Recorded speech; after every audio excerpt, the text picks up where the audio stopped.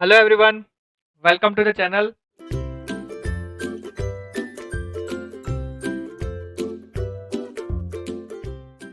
I hope आप लोगों ने पोल्स एंड जीरोस जो हमारा एस्प्लेन वाला एक्सपेरिमेंट था वो देख लिया होगा। जैसा कि आप लोग मेरी स्क्रीन पे देख रहे हैं poles and zeros in एस्प्लेन।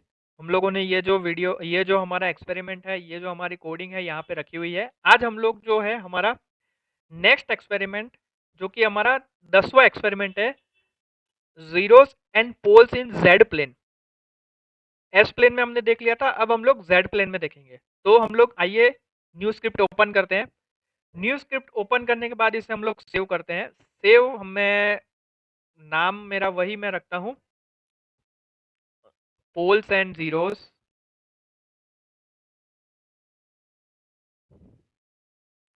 Pole zeros ऐसा कर देता हूँ, pole zeros in Z plane. इसकी जो डिरेक्टरी है वो मैं मेरे हिसाब से मैं सेट कर देता हूँ।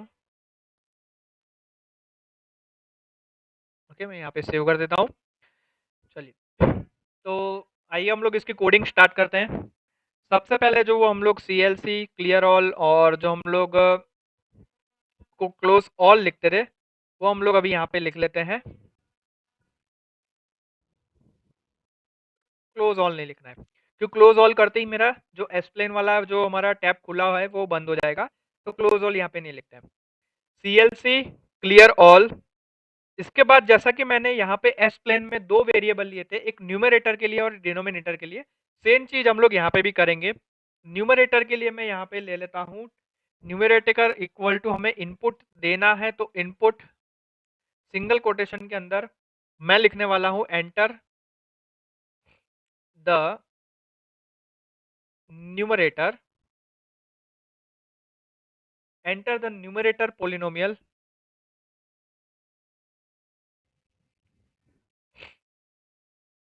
वेक्टर। क्योंकि हम लोग वेक्टर के फॉर्म में इसे देने वाले हैं, इसलिए वेक्टर। फिर हम इसे क्लोज कर देंगे। सेम चीज मैं डिनोमिनेटर के लिए यूज करने वाला हूं, तो मैं यूज करूंगा डैन इक्वल टू, यहां से हम लोग इनपुट देंगे तो इनपुट, सेम चीज enter the denominator polynomial vector.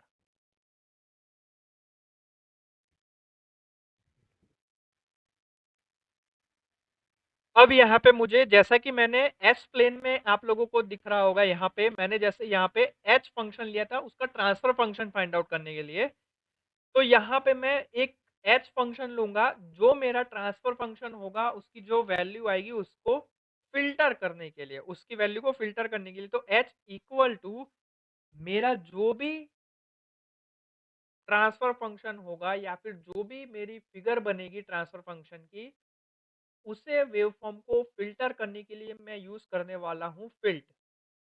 Filter के लिए फिल्ट, फिल्ट में न्यूमरेटर और डिनोमिनेटर। फिर सेम चीज z is equal to zero में बताऊंगा, किस चीज का जीरो बताने वाला हूं, तो h का जीरो। तो जीरो, इसे मैं क्लोज करना भूल गया, तो जीरो को मैंने यहाँ पे ब्रेक कर दिया और फिर मैं डिस्प्ले करूंगा जीरोस की वैल्यू, द जीरोस के डिस्प्ले,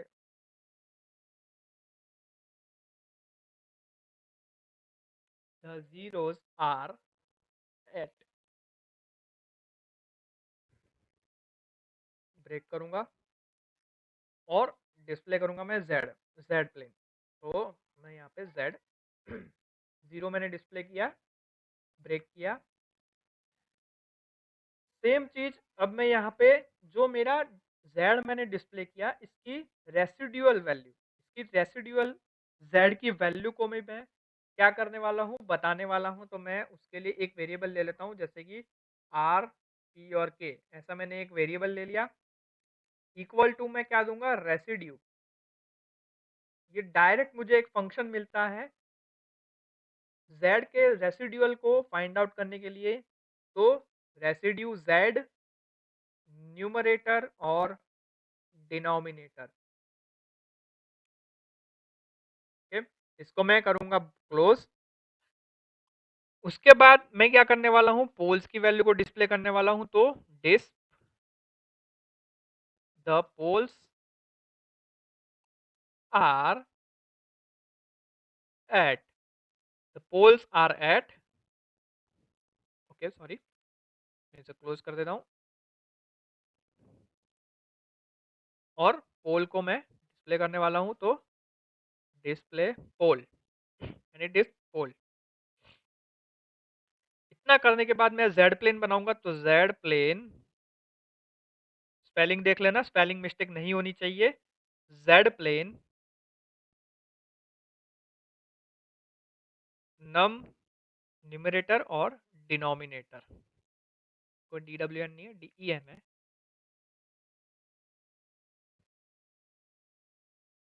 ओके, इसको मैं टाइटल दूंगा, टाइटल में क्या दूंगा, poles, pole and zero map in Z plane. ठीक है, इतना ऐसा मैं कुछ टाइटल देता हूँ, pole zero map in Z plane.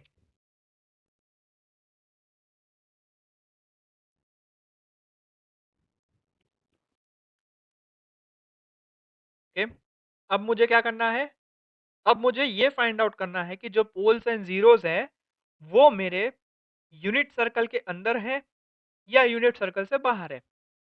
अगर यूनिट सर्कल के अंदर नहीं है तो इसका मतलब क्या होगा कि जो मेरा सिस्टम, जो मैं यहाँ पे वेक्टर देने वाला हूँ और उससे जो मेरी सिस्टम बनेगी वो मेरी क्या होगी, अनस्टेबल, यानी कि स्टेबल नहीं होगी। और अगर यूनिट सर्कल के अंदर मेरा पोल और जीरो आता है तो मेरी जो सिस्टम है वो मेरी क्या रहेगी, स्टेबल रहेगी। तो बस, तो मैं वो लॉजिक यहाँ पे लिखने वाला हूँ इफ एल्स लूप का इस्तेमाल करके। तो सबसे पहले मैं लिखूंगा इफ।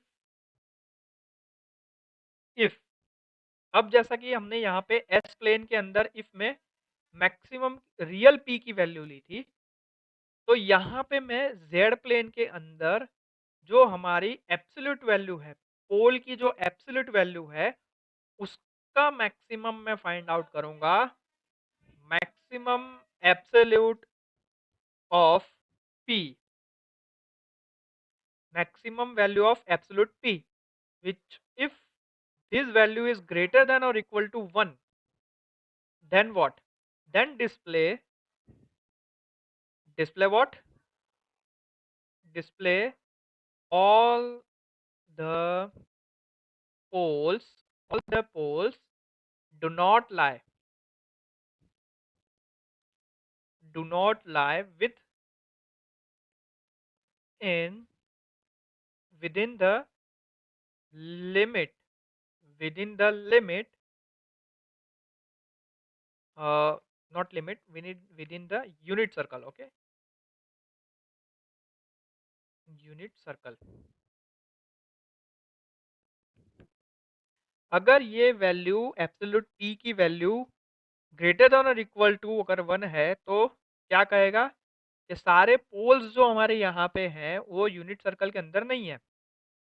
और दूसरी चीज क्या डिस्प्ले करेगा, दूसरी चीज ये डिस्प्ले करेगा कि system is not stable,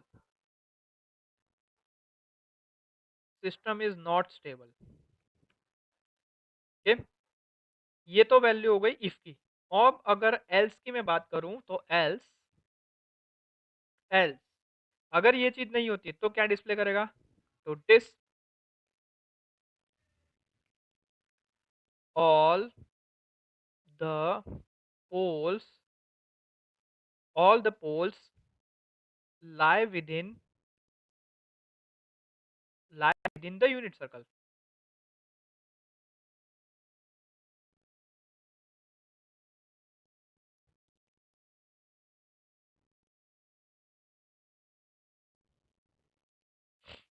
sorry, this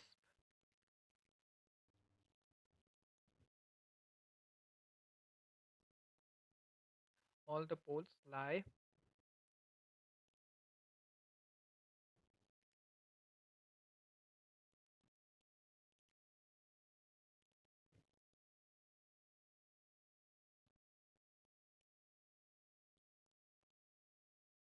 दूसरी चीज़ क्या सॉल्व करेगा कि system is stable, then this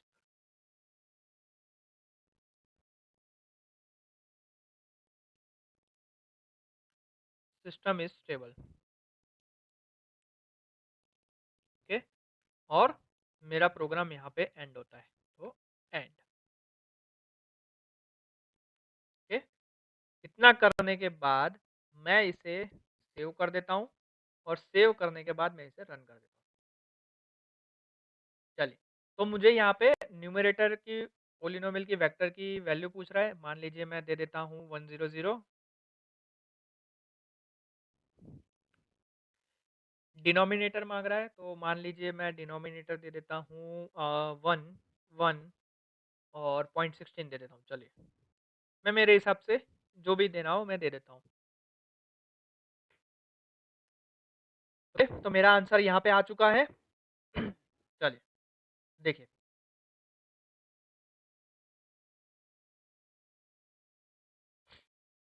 सबसे पहले मैंने यहाँ पे न्यूमरेटर की वैल्यू दी और एक डिनोमिनेटर की वैल्यू दी। तो मुझे उसने क्या करके दिया, एक ट्रांसफर फंक्शन, z में ट्रांसफर फंक्शन मुझे यहाँ पे दिया। ओके, यहाँ पे मेरी जो मैंने जो यहाँ पे वेक्टर्स दे रखे हैं, ओके, ये वेक्टर्स मेरे डिस्क्रीट टाइम ट्रांसफर फंक्शन को डिनोट करते हैं। और मेरे जीरोस कहाँ पे मिलेंगे मुझे, 0 और 0 पे, और पोल्स कहाँ पे मिलेंगे मुझे, -8 पे और -0.2 पे। ठीक है, तो मेरा आंसर क्या आना चाहिए कि सारा जो पोल्स है वो यूनिट सर्कल के अंदर है, और सिस्टम जो हमारी है वो हमारी स्टेबल है। तो फिगर देख लेते हैं एक बार।